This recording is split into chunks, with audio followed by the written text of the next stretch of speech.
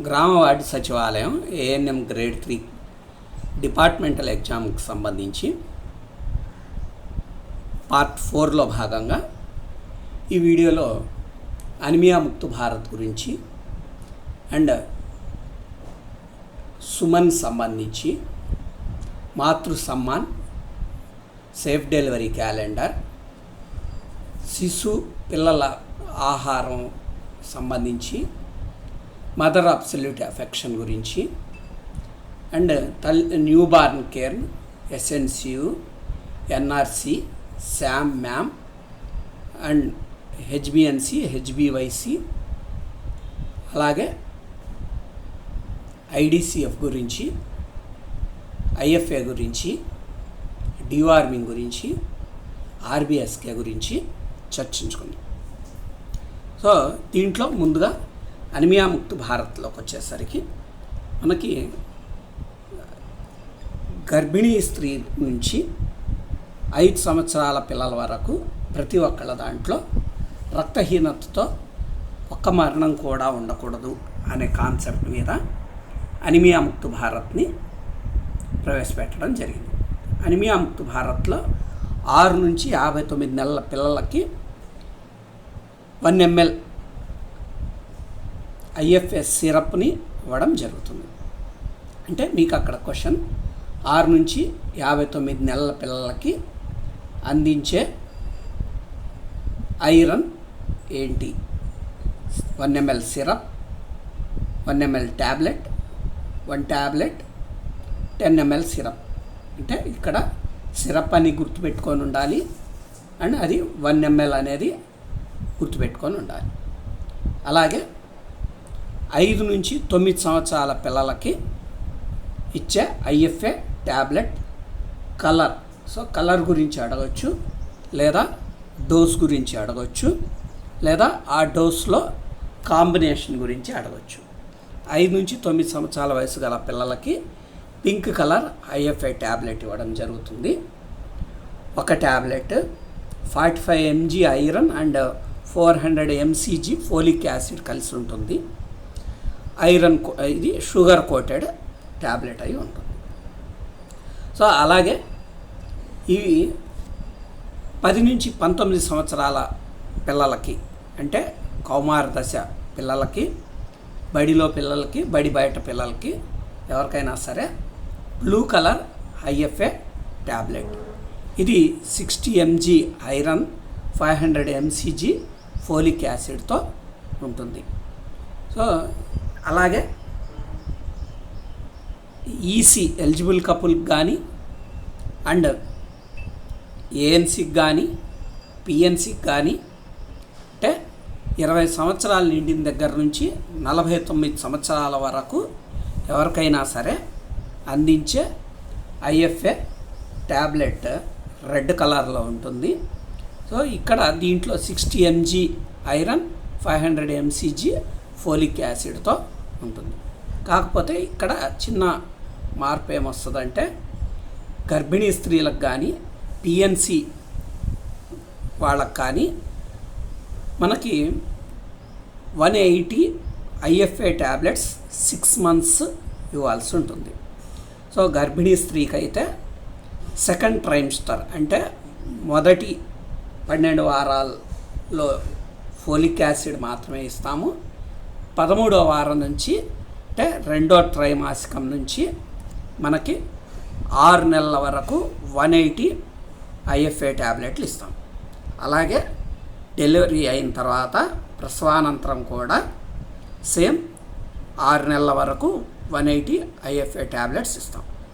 ఇక్కడ మళ్ళీ ఇంకొక చిన్న మార్పు ఏంటి గమనించాలంటే మనకి రక్తహీనత అంటే హెచ్బి పర్సెంటేజ్ 10 కంటే ఎక్కువ ఉన్న వాళ్ళకి 180 ఐఎఫ్ఏ ట్యాబ్లెట్లు అయితే 10 నుంచి 9 లోపు ఉన్న వాళ్ళకి 360 ట్యాబ్లెట్స్, 8 నుంచి 7 లోపు ఉన్న వాళ్ళకి ఐరన్ సుక్రోజు, 7 కంటే తక్కువ ఉన్న వాళ్ళకి బ్లడ్ ట్రాన్స్ఫ్యూషన్ చేయించాల్సి ఉంటుంది.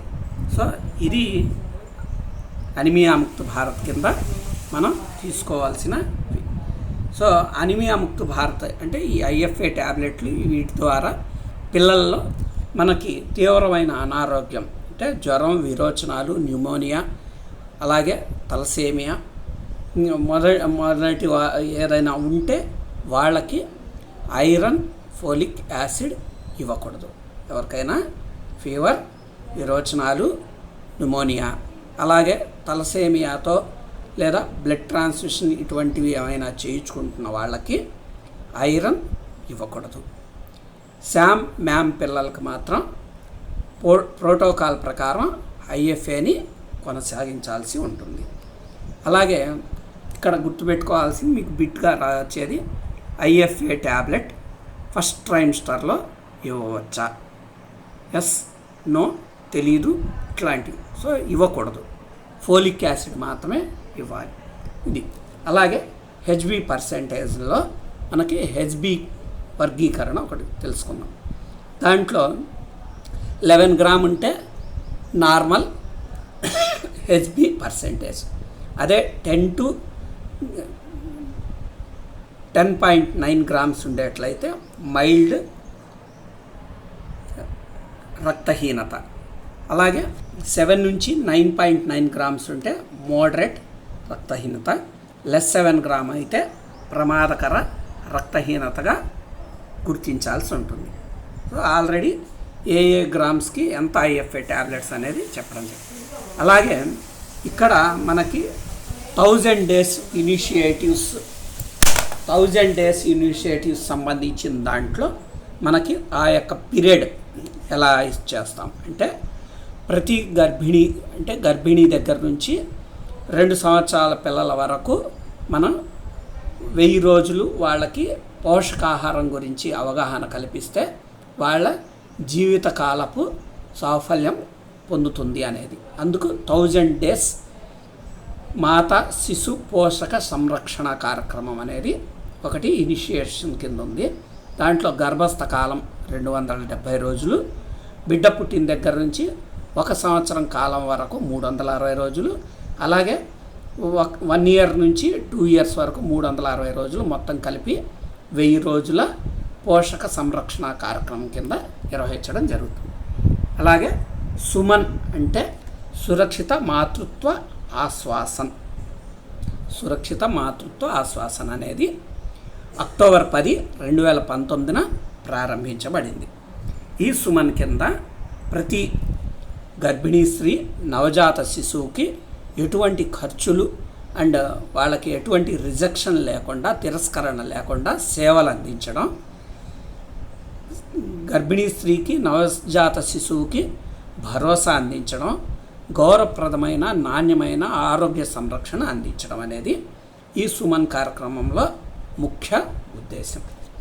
సురక్షిత మాతృత్వ ఆశ్వాసనలో అందించే సేవల్లో మనకి గర్భిణీ స్త్రీలకి, నవజాత శిశువులకి 6 నెలల వరకు ఉచిత ఆరోగ్య సంరక్షణ సేవలు, ఉచిత నాణ్యమైన సేవలు, ఎవరికి కూడా తిరస్కరణ లేకుండా గౌరవప్రదమైన అండ్ వాళ్ళకి హామీతో కూడిన వైద్య సేవలు అందించడం, మాతా శిశు ఆరోగ్య సంరక్షణకు సంబంధించి ఇంటి దగ్గరే సేవలు అందించడం అండ్ ప్రసవంలోపు 4 సార్లు, ప్రసవం తర్వాత 6 సార్లు గృహ సందర్శన ద్వారా సంరక్షణ కార్యక్రమం, అలాగే మొదటి త్రైమాసికంలో ఫోలిక్ యాసిడ్, అలాగే 2వ త్రైమాసికం నుంచి ఐఎఫ్ఏ ట్యాబ్లెట్లు, టీడీ ఇంజెక్షన్ అందించడం. ఇది దీంట్లో సుమన్ ముఖ్య ఉద్దేశం. మనకి ఇందాకే చెప్పుకున్నాం 4 ఏఎన్సీ చెకప్స్, 6 హెచ్బిఎన్సీ చెకప్స్ ఇవ్వడం, వాళ్ళకి ఎంసిపి కార్డు అందజేయడం, అలాగే వాళ్ళకి డెలివరీకి సంబంధించి అవగాహన కల్పించడం, డెలివరీకి వాళ్ళకి ఉచితంగా 108 ద్వారా డెలివరీకి తీసుకువెళ్ళడం అండ్ 104 ద్వారా తల్లి బిడ్డ ఎక్స్ప్రెస్ ద్వారా ఇంటికి చేర్చడం, అలాగే డెలివరీ అయినప్పుడు 5 నిమిషాలు ప్లెజెంటాకి సంబంధించిన వాటి వివరాలు అవన్నీ సంరక్షణ చేయడం, తల్లి నుంచి బిడ్డకి హెచ్ఐవి కానీ, సిఫిలిస్ కానీ, లేదా హెచ్బిఎస్-ఏజీ కానీ సోకకుండా నివారణ చర్యలు తీసుకోవడం, బిడ్డ పుట్టంగానే 0 డోస్ టీకా అందించడం, అలాగే వారికి ఉచిత రవాణా సేవలు 102 ద్వారా లేదా 108 ద్వారా ఉచిత రవాణా సేవలు అందే విధంగా చూడడం, ఇవన్నీ కూడా ఈ సుమన్ కార్యక్రమం కింద వస్తాయి. అలాగే మాతృ సమ్మాన్ యొక్క ముఖ్య ఉద్దేశం ఏంటంటే గౌరవప్రదమైన ప్రసూతి సంరక్షణ. అంటే గర్భిణీ స్త్రీలకి ప్రభుత్వ ఆసుపత్రి నందు సేవలు అందేవి తెలియజేయడం, అక్కడ శానిటేషన్ ప్రకారం సేఫ్ డెలివరీ చేస్తారని వాళ్ళకి తెలియజేయడం, వాళ్ళు డెలివరీకి వచ్చినప్పుడు అక్కడ వాళ్ళకు సంబంధించిన అన్ని సదుపాయాలు ఉంటాయని తెలియజేయడం, కాన్పప్పుడు వాళ్ళకి తీసుకునే చర్యలు, జాగ్రత్తలు, వాళ్ళతో పాటు వారు కోరుకున్న విధంగా కుటుంబ సభ్యుల్లో ఒకళ్ళు కాన్పు సమయంలో వాళ్ళతో పాటు ఉండే విధంగా అవకాశం కల్పించడం, అలాగే కాన్పు అప్పుడు వాళ్ళకి పరీక్షలు చేసేదానికి ఎస్మోటియం, ఫోర్సెప్స్ అండ్ బ్లాడర్ క్యాథలైజేషన్ వంటి అనేక టెస్టులు ఇవన్నీ కూడా గోప్యంగా వాళ్ళకి తెలియజేసి చేసే విధంగా చేయడం అనేది వాళ్ళకి తెలియజేయడం. కాన్పుకు ముందే వాళ్ళకి ఎక్కడ కాన్పు అవ్వాలి ఎంచుకునే విధానాన్ని వాళ్ళకి తెలియజేయడం, మానసికంగా, శారీరకంగా వాళ్ళకున్న ఆందోళనలో మార్పు తెచ్చి పరివర్తన కార్యక్రమం అనేది మాతృ సమ్మాన్ కింద చేయడం జరుగుతుంది. అలాగే safe delivery, safe surgical kit అంటే డెలివరీకి సంబంధించిన దాంట్లో ప్రభుత్వ ఆసుపత్రుల్లో ప్రతి ఒక్కళ్ళకు కూడా సపరేట్గా స్టెరైల్డ్ అండ్ ఒక్కసారి మాత్రమే వాడే సేఫ్ డెలివరీ కిట్ని, సర్జికల్ కిట్ని ఉపయోగిస్తారని తెలియచేసి ప్రభుత్వ ఆసుపత్రిలో కాన్పు అయ్యే విధంగా చూడడం. అండ్ నెక్స్ట్ అలాగే safe delivery calendar. Safe delivery calendar అంటే కాన్పుకి 1 నెల ముందు నుంచే వాళ్ళని వివరాలు ఒక క్యాలెండర్ ద్వారా గుర్తించి హై రిస్క్ ఉన్న వాళ్ళకి రెఫరల్ హాస్పిటల్కి పంపించడం, నార్మల్ డెలివరీకి మనకి ఫాలోఅప్ చేస్తూ దగ్గరుండి వాళ్ళ కాన్పు అయ్యేంత వరకు వాళ్ళకి సేవలు అందించడం సేఫ్ డెలివరీ క్యాలెండర్కి సంబంధించిన ముఖ్య ఉద్దేశం.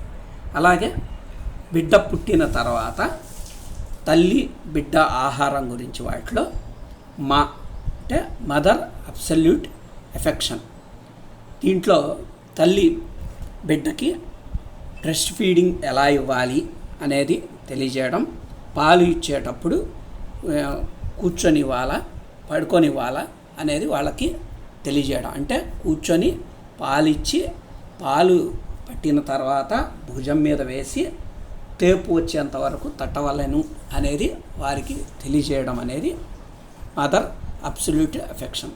అంటే తల్లికి బిడ్డ పాలు పట్టించి ఇవ్వాలి, వాళ్ళని విడిగా బాటిల్స్ నందు కానీ విడిగా ఇవ్వడం అనేది చేయకూడదు అనేది నేర్పించడం అనేది మా కిందకు వస్తుంది. అలాగే ఇవన్నీ కూడా మీకు మీ ఎంసిపి కార్డులో పూర్తిగా ఇవ్వడం జరిగింది.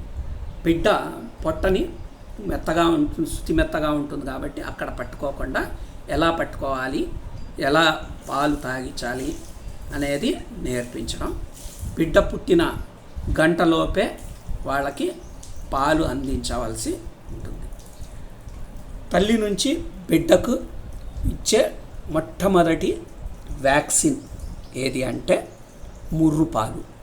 తల్లి నుంచి బిడ్డకు అందించే వ్యాక్సిన్, మొట్టమొదటి వ్యాక్సిన్ ముర్రుపాలు. చాలామంది మొట్టమొదటి వ్యాక్సిన్ అనగానే బీసీజీ అనుకుంటారు, తల్లిపాలే ఫస్ట్ వ్యాక్సిన్. సో ముర్రుపాలు పట్టించవలసి ఉంటుంది. బిడ్డ పుట్టిన ఎంత సమయంలోపు పాలు పట్టించాలి అంటే గంటలోపే పట్టించాల్సి ఉంది. అంటే పాలు తక్కువ వచ్చినా కూడా ఆ పాలు పట్టిస్తూ ఉంటే ప్రతి 2 గంటలకు ఒకసారి తప్పనిసరిగా పాలు పట్టించవలసి ఉంటుంది. సో ఈ పాలు తాగించడం వల్ల బిడ్డ మేధస్సు పెరుగుతుంది అనేది తెలియచేయడం, తల్లిపాలలో పోషకాహారాలు చాలా ఉంటాయని తెలియచేయడం, అలాగే తల్లిపాలలో ఉండే నీటి శాతం ఎంత అంటే 90% నీరు ఉంటుంది కాబట్టి వాళ్ళకి జీర్ణం తొందరగా అవుతుంది, ఎటువంటి ప్రాబ్లం ఉండదు అనేది తెలియచేయడం. తల్లిపాలతో లభించే పోషకాహారాల దాంట్లో ప్రోటీన్స్, కార్బోహైడ్రేట్స్, కొవ్వు పదార్థాలు, విటమిన్ ఏ, బి, సి, ఈ దొరుకుతాయని తెలియచేయడం. అలాగే తల్లిపాలలో లభించని విటమిన్స్ ఏమిటి అంటే డి, కే. సో ఈ 2 విటమిన్స్ లభించవు, ఈ ఒక బిట్ రావచ్చు. సో అందుకే బిడ్డ పుట్టిన తర్వాత కంపల్సరీ వెలుతురులోనే బిడ్డను ఉంచాలి, లైట్లో ఉంచాలి, లేదా కొంతసేపు ఎండలో ఉంచాలి. అంటే పొద్దున పూట ఎండ, ఈవినింగ్ ఎండ, మధ్యాహ్నం ఎండలో కాదు. సో దానివల్ల డి విటమిన్ వస్తుంది. అలాగే బిడ్డ పుట్టిన వెంటనే కే విటమిన్ వేయించవలసి ఉంటుంది. సో కాబట్టి ఇవి 2 తల్లిపాలలో దొరకవు. తల్లిపాలలో దొరకని విటమిన్స్ ఏవి అని ఇస్తే డి, కే. తల్లిపాలను ఎప్పటి వరకు అందించాలి, ఎలా అందించాలి అంటే బిడ్డ పుట్టిన గంట లోపు నుంచి 6 నెలల వరకు తల్లిపాలు మాత్రమే అందించాలి. సో అక్కడ బిట్స్ దాంట్లో గంటలోపు నుంచి 6 నెలల వరకు తల్లిపాలు మాత్రమే, తల్లిపాలతో పాటు ఆహారం, ఆ గంట తర్వాత 6 నెలల వరకు ఇట్లా బిట్స్ ఉండొచ్చు. దాంట్లో చదివితే క్లారిటీగా బిట్ అర్థమవుతుంది. సో చూసి జాగ్రత్తగా ఆన్సర్ చేయాల్సి ఉంటుంది. సిజేరియన్ ఆపరేషన్ అయిన బిడ్డకు తల్లిపాలు ఎప్పుడు అందజేయాలి అంటే సిజేరియన్ అయినా కూడా గంటలోపే మనం పాలు పట్టించవచ్చు. సో దాంట్లో ఎటువంటి ప్రాబ్లం లేదు. అలాగే పుట్టిన బిడ్డకు ఏదైనా లో బర్త్ వెయిట్ ఉంటే వాళ్ళని న్యూ బార్న్ స్టెబిలైజేషన్ యూనిట్ నందు వాళ్ళకి వైద్య సేవలు అందించవలసి ఉంటుంది.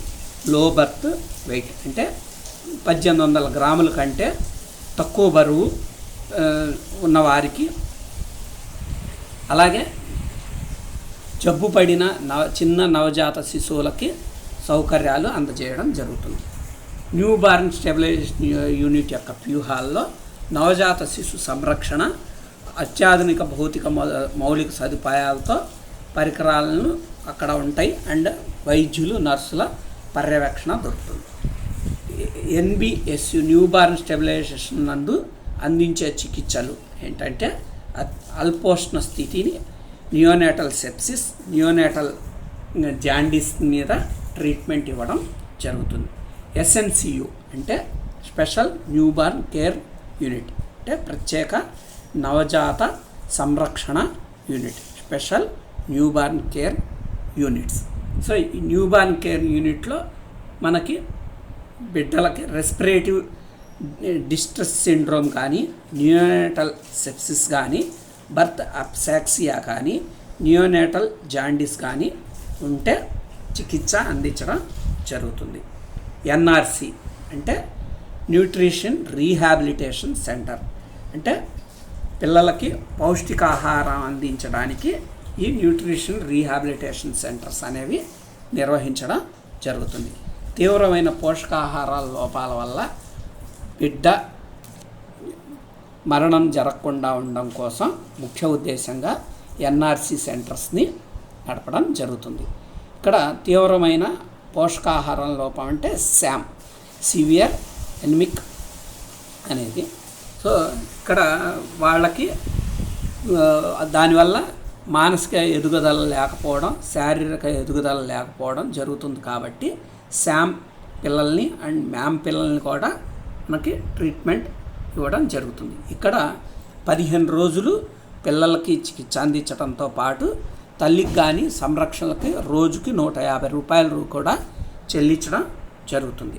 శామ్ పిల్లలకి ఇన్పేషెంట్గా చేర్పించుకుంటే 24 గంటలు వైద్యుల పర్యవేక్షణ ఉంటుంది, సంరక్షణ ఉంటుంది. తీవ్రమైన పోషకాహారం లోపం ఉన్న పిల్లలకి సౌకర్యాలతో పాటు ఆహార సౌకర్యాలు ఇవన్నీ ఇవ్వడం జరుగుతుంది. బాలామృతం, గోరుముద్ద ఇటువంటి సంరక్షణ కార్యక్రమాలు నిర్వహించడం జరుగుతుంది.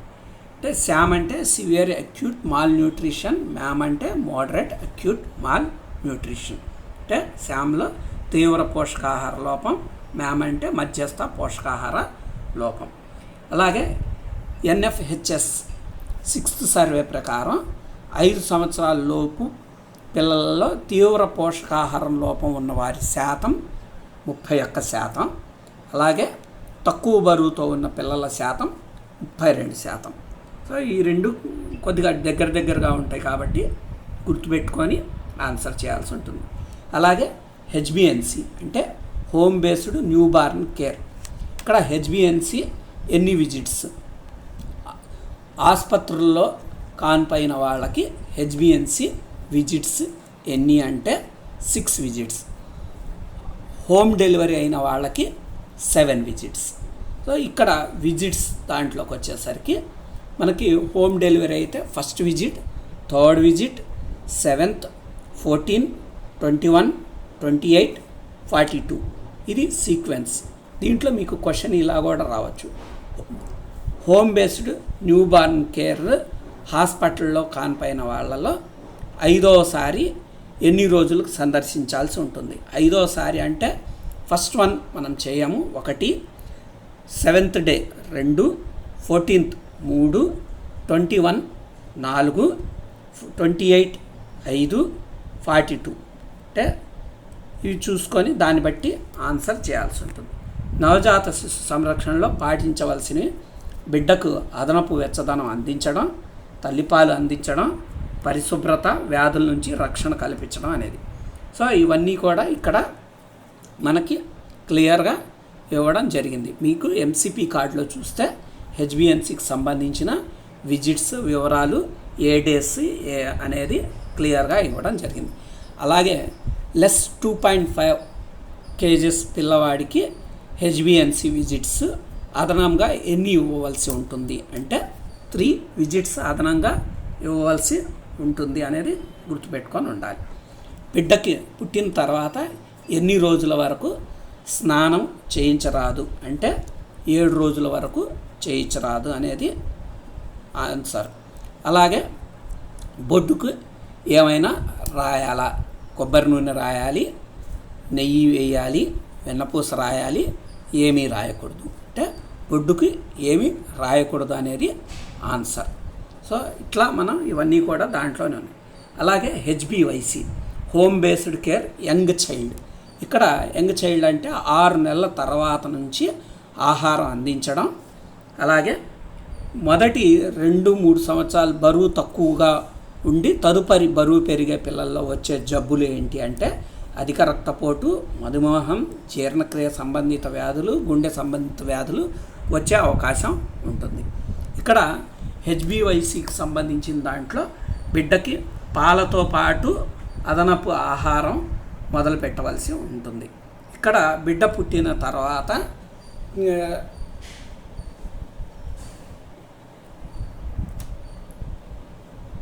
తీసుకోవాల్సిన జాగ్రత్తలు అవన్నీ కూడా ఇక్కడ మీకు ఎంసీపీ కార్డులోనే మీకు ఇవ్వడం జరిగింది. అండ్ ప్రతి ఏ నెలకి ఎటువంటి సంరక్షణలు చేయాలి అనేది 3వ నెలలో ఇవ్వకూడనివి ఆహారం ఇవ్వకూడదు, 6వ నెల నుంచి ఆహారం అందించవలసి ఉంటుంది. సో మీజిల్స్ 3వ నెల 6వ నెలలో ఇవ్వకూడదు, 9వ నెలలో ఇవ్వాల్సి ఉంటుంది మీజిల్స్ అండ్ విటమిన్ ఏ. అలాగే మనకి 9వ నెల తర్వాత కేవలం తల్లిపాలు మాత్రమే ఇవ్వాలా అంటే కాదు. సో 3 నుంచి 6 నెలల వరకు తల్లిపాలు, 6 నెలల తర్వాత నుంచి తల్లిపాలతో పాటు అదనపు ఆహారం కూడా అందించవలసి ఉంటుంది. ఇక్కడ అలాగే social awareness and action to neutralise pneumonia అంటే న్యూమోనియా రాకుండా తీసుకునే జాగ్రత్తల్లో శాన్స్ అనే ప్రోగ్రాం నిర్వహించడం జరుగుతుంది. ఇక్కడ 5 సంవత్సరాల లోపు పిల్లలకి న్యూమోనియా రాకుండా జాగ్రత్తలు తీసుకోవడం కోసం, అలాగే చలిలో తిరగకుండా పిల్లలకి వెచ్చటి ఊలు దుస్తులు వేసి ఉంచే విధంగా, ఖాళీ పాదాలతో తిరగకుండా చూడడం, ఇంట్లో పొగ వంటివి లేకుండా చూడడం అనేది శాన్స్ యొక్క ముఖ్య ఉద్దేశం. న్యూమోనియాని గుర్తించడం ఎలా అంటే తీవ్రమైన దగ్గు, వేగంగా శ్వాస తీసుకోవడం, ఛాతీ లోపలికి వెళ్ళే విధంగా శ్వాస తీసుకుంటూ ఉంటాం. సో ఇవన్నీ కూడా న్యూమోనియాని గుర్తించడానికి లక్షణాలు. న్యూమోనియా దాంట్లో నిమిషానికి శ్వాస తీసుకునే సంఖ్య, అదే 2 నెలలలోపు పిల్లలు 60 సార్ల కంటే ఎక్కువ సార్లు శ్వాస తీసుకుంటుంటే న్యూమోనియాగా మనం గుర్తించవలసి ఉంటుంది. అలాగే 2 నెలల నుంచి 1 సంవత్సరంలో పిల్లలైతే 50 సార్లు శ్వాస తీసుకుంటూ ఉంటే న్యూమోనియాగా గుర్తించవలసి ఉంటుంది. 1 సంవత్సరం నుంచి 5 సంవత్సరాల పిల్లలైతే 40 సార్ల కంటే ఎక్కువ శ్వాస తీసుకుంటుంటే న్యూమోనియాగా గుర్తించవలసి ఉంటుంది. సో న్యూమోనియాకి మనం తగు చికిత్స అందించవలసి ఉంటుంది. అలాగే ఐడిసిఎఫ్ అంటే ఇంటెన్సిఫైడ్ డయేరియా కంట్రోల్ ఫార్ట్నైట్. అంటే మనకి పిల్లల్లో డయేరియాతో ఒక్క పిల్లవాడు కూడా చనిపోకూడదు అనే దాని కింద ఈ ఐడిసిఎఫ్ యొక్క ముఖ్య ఉద్దేశం. ఇక్కడ ఐడిసిఎఫ్లో ముఖ్యంగా హ్యాండ్ వాష్ అనేది మనకి ప్రధానంగా తెలియజేయాల్సి ఉంటుంది. అంటే పరిసరాల పరిశుభ్రతతో పాటు మనం ఆహారం తీసుకునే ముందు తప్పనిసరిగా హ్యాండ్ వాష్ చేసుకోవాలి, ఆహారం తీసుకున్న తర్వాత కూడా హ్యాండ్ వాష్ చేసుకోవాలి అనేది నేర్పించవలసి ఉంటుంది. ఎందుకంటే hand wash techniques 8 steps of techniques ఉంటాయి, అవి పాటించవలసి ఉంటుంది. పిల్లలకి అతిసార వ్యాధి చికిత్స అంటే 1 లీటర్ నీటిలో ఓఆర్ఎస్ ద్రావణం, అలాగే 1 టీ స్పూన్ మంచినీరు లేదా తల్లిపాలలో 1 జింక్ మాత్రతో ద్రావణాన్ని 14 రోజులు అందించవలసి ఉంటుంది. ఇవన్నీ కూడా మీకు ఎంసీపీ కార్డులో క్లియర్గా ఇవ్వడం జరిగింది, అవన్నీ చెక్ చేసుకోండి. అలాగే ఐరన్, ఫోలిక్ యాసిడ్ ఇవన్నీ మీకు ఆల్రెడీ పైన తెలియజేయడం జరిగింది. ఇవన్నీ కూడా చూసి మీ ఎంసీపీ కార్డులో దాని మీద అవగాహన కల్పించుకోండి. అలాగే ఎన్డీటీ నేషనల్ డీవార్మింగ్ డే ఎప్పుడు నిర్వహించబడుతుంది అంటే ఫిబ్రవరి 10, ఆగస్టు 10న సంవత్సరంలో 2 సార్లు ఈ కార్యక్రమం నిర్వహించడం జరుగుతుంది. 6 నుంచి 59 నెలల పిల్లలకి 400 mg ఆల్బెండజోల్ 2 సార్లు సిరప్ రూపంలో అందించవలసి ఉంటుంది.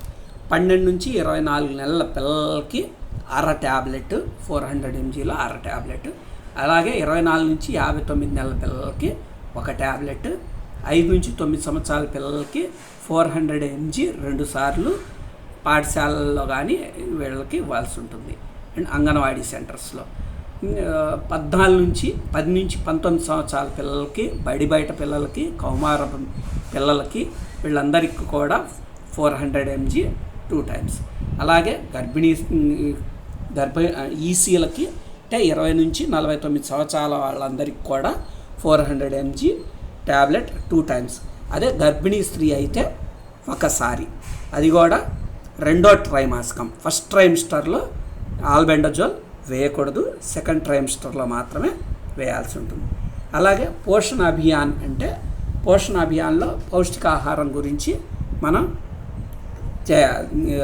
ఆహార అవగాహన, పోషకాహారం గురించి వాళ్ళకి వివరాలు తెలియజేయాల్సింది. జన ఆందోళన్ అంటే పోషకాహారం గురించి మెరుగైన ఫలితాల కోసం సమాజం నందే వాళ్ళకి అవగాహన కల్పించి వాళ్ళందరూ కూడా దీంట్లో ఈ కార్యక్రమంలో నిమగ్నమయ్యేటట్టు చేయడమే జన ఆందోళన్ ముఖ్య ఉద్దేశం. అలాగే ఆర్బిఎస్కేకి సంబంధించిన దాంట్లో 4Ds అంటే ఏంటి? డిఫెక్ట్ ఎట్ బర్త్ అంటే పుట్టుకతో వచ్చే లోపాలు, డెఫిషియన్సీ లోపాలు, అలాగే డిసీజ్ ఆఫ్ చైల్డ్హుడ్ బాల్య వ్యాధులు, డెవలప్మెంటల్ డిలేస్ అండ్ డిజేబిలిటీస్ అంటే పెరుగుదలలో అంగవైకల్యం, ఆలసత్వం, ఆలస్యంగా పెరుగుదల ఉండడం అంటే అభివృద్ధి లేకుండా ఉండడం, అంగవైకల్యాలు రావడం. ఈ 4Ds దాని మీద మనకు బిట్ ఉంటుంది. అలాగే 4Dsలో మొత్తం ఎన్ని వ్యాధుల్ని గుర్తించి చికిత్స చేయడం జరుగుతుంది అంటే 30 రకాల వ్యాధులు. Neural tube defects, Down syndrome, cleft lip foot, hip development, పుట్టుకతో వచ్చే కంటి శుక్లాలు, పుట్టుకతో వచ్చే చెవుడు, పుట్టుకతో వచ్చే గుండె జబ్బులు, రెటినోపతి వంటివి మామూలుగా మనకి బర్త్ డిఫెక్ట్స్ అంటారు. అలాగే రక్తహీనత, విటమిన్ ఏ లోపం, విటమిన్ డి లోపం, తీవ్రమైన పోషకాహార లోపం, గాయట్రీ అనేది జనరల్ లోపాల కింద వస్తుంది. విటమిన్ ఏతో వచ్చే వ్యాధి బిట్స్పాట్ అనేది, విటమిన్ డి వల్ల రికెట్స్ అనే వ్యాధి, అంటే విటమిన్ ఏతో రేచీకటి వస్తుంది అనేది. అలాగే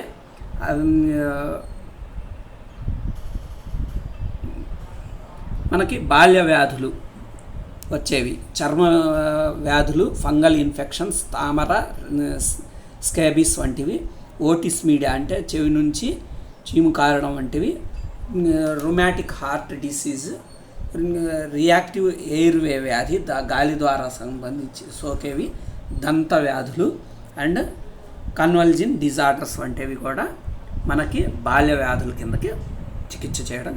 అలాగే అభివృద్ధిలో ఆలస్యం, వైకల్యాల దాంట్లో దృష్టి లోపం అంటే కంటి చూపులో మార్పు, వినికిడి లోపం, న్యూరోమోటార్ బలహీనత,